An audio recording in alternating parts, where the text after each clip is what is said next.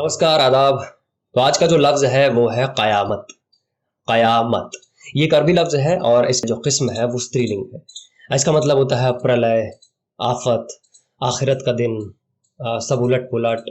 English में doomsday, the day of judgment, apocalypse, ये सारे इसके मतलब होते हैं। और अगर इसको आपको बहुवचन में इस्तेमाल करना है, प्लूरल फॉर्म में इसको इस्तेमाल करना है, तो आप क़यामतें या क़यामतों इस्तेमाल कर सकते हैं।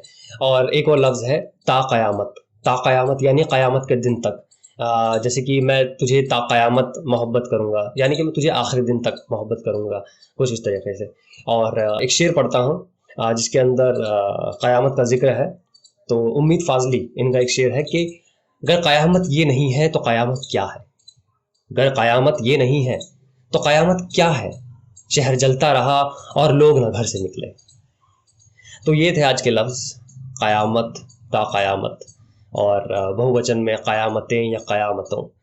तो चलिए इस्तेमाल करिए और कल फिर मिलते हैं एक और नए लफ्ज़ के साथ।